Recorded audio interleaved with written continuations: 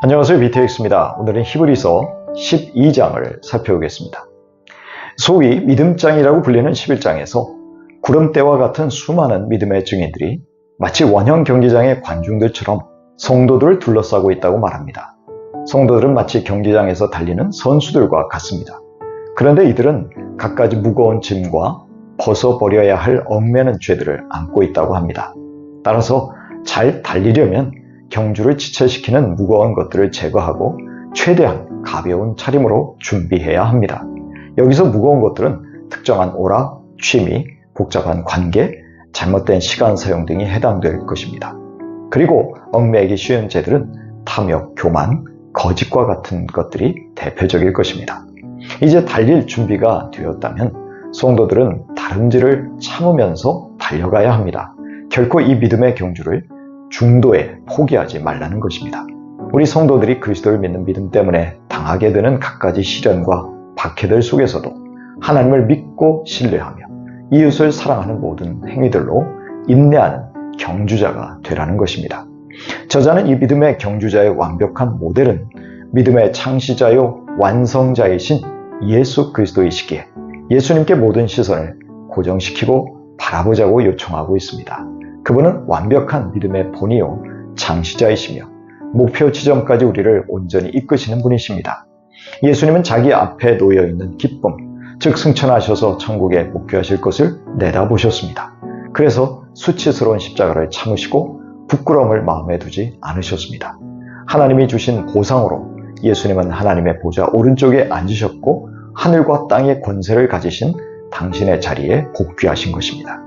인내하신 예수님에게 하나님의 영광과 권능을 보상 주셨으니 인내의 예수님을 생각하면 지금 성도들에게 닥친 낙심할 상황들 때문에 지치는 일이 없을 것이라고 말합니다.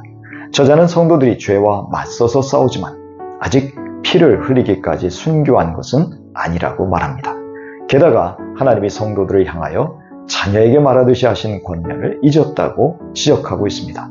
저자는 잠언의 말씀을 인용하면서 주님의 징계와 꾸지람을 가볍게 여기지도 말고 낙심하지도 말라고 합니다. 왜냐하면 주님은 사랑하시는 사람을 징계하시고 받으시는 아들마다 채찍질 하시기 때문이라는 것입니다.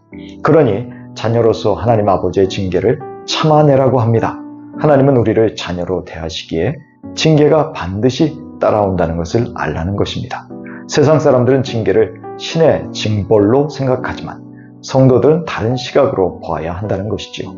하나님은 지금 성도들을 자녀들로 대우하시지 노예나 처백에서 태어난 사생자로 취급하시지 않는다는 것입니다. 당시 사생자는 유산과 교육의 특권에서 제외되었지만 참 자녀는 특권과 함께 징계도 받는 것을 당연한 것으로 여겨야 했습니다. 육신의 아버지의 훈계를 달게 받고 여전히 그 아버지를 공경한다면 하물며 영들의 아버지께 복종하고 살아야 한다는 것은 더욱 당연한 일이 아니겠냐는 것입니다. 게다가 육신의 아버지의 징계와 달리 하나님 아버지는 우리를 당신의 거룩하심에 동참케 하시는 유익을 위해서 징계하신다고 말합니다. 그리하여 징계가 당시에는 즐겁지 않고 괴롭지만 그 징계는 훈련받은 사람들에게 정의와 평화로운 열매를 맺게 한다는 것입니다. 그러므로 어쩌면 징계로 인하여 괴롭고 낙심하여 있을지라도 나른한 손과 힘 빠진 무릎을 일으켜 세워 똑바로 걸어가라고 강권합니다. 그래서 절름거리는 다리로 하여금 삐지 않게 하고 오히려 낫게 하라는 것입니다. 낙심할 만한 여건에서도 순종하여 치료받고 일어서서 달려가라는 말입니다. 그것은 모든 사람과 더불어 화평하게 지내며 거룩하게 살기를 힘쓰는 것입니다. 그렇지 않으면 아무도 주님을 뵙지 못할 것이기 때문입니다. 즉 중도 탈락하면 결국 영생을 누리지 못하게 된다는 의미입니다. 따라서 공동체 가운데서 하나님의 은혜에서 떨어져 나가는 사람이 아무도 없도록 주의하라고 경고하고 있습니다. 또 불신앙의 쓴뿌리가 돋아나서 괴롭게 하고 그것으로 많은 사람이 더러워지는 일이 없도록 주의하라고 합니다. 하나님을 떠나고 우상을 섬기고 세상으로 나아가는 일이 없도록 주의하라는 말입니다. 음행하는 자나 팥죽 한 그릇의 장자권을 팔아넘긴 에서와 같은 세속적인 사람이 생기지 않도록 주의하라고 합니다. 에서는 영적인 유산을 무시한 대표적인 사람인데 그가 후에 축복을 상속받기를 눈물로 구하였지만 거절당하였고 회개할 기회를 얻지 못하였음을 기억해야 한다는 것이지요. 한편 우리 성도들이 이른 곳이 하나님의 임재의 상징들이 무섭게 나타나는 시내산 같은 곳이 아니라고 말합니다. 무서운 말소리를 들은 이스라엘 백성들은 하나님이 그 음성으로 말씀하시지 않기를 간청하기까지 하였습니다. 하나님이 경계로 정해놓으신 거룩한 곳에 짐승이라도 침범하면 돌로 쳐 죽여야 한다는 명령을 이들이 무서워서 견디지 못했습니다.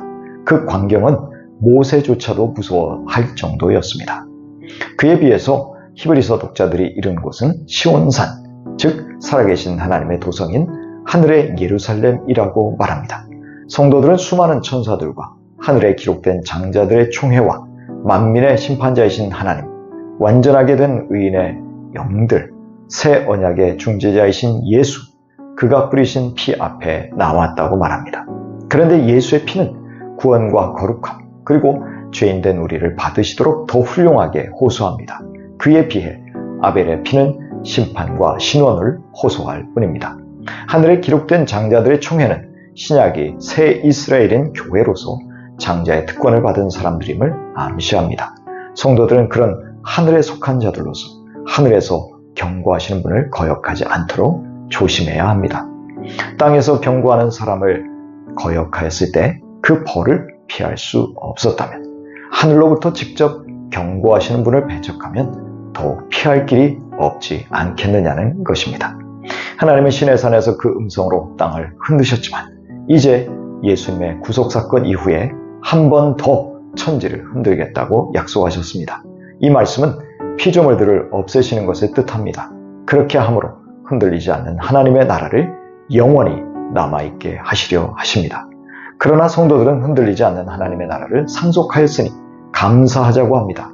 그리하여 경건함과 두려움으로 하나님이 기뻐하시도록 그를 섬기자고 독려하고 있습니다. 이렇게 하나님을 섬기지 않으면 태워 없애는 불이신 하나님의 심판을 피할 수 없기 때문입니다. 이처럼 영원한 나라를 은혜로 받은 자들은 더 큰 책임감을 가지고 섬겨야 한다는 것을 가르쳐주고 있습니다. 빌립보서 3장 13절 이하입니다. 형제 자매 여러분, 나는 아직 그것을 붙들었다고 생각하지 않습니다. 내가 하는 일은 오직 한 가지입니다. 뒤에 있는 것은 잊어버리고 앞에 있는 것을 향하여 몸을 내밀면서 그리스도 예수 안에서 하나님께서 위로부터 부르신 그 부르심의 상을 받으려고 목표점을 바라보고 달려가고 있습니다. 우리 모두 덕지덕지 붙은 거추장스러운 영적 방해물들을 제거하고 가볍고도 힘찬 경주자로 부르신 하나님을 향해 달려갈 수 있기를 축복합니다.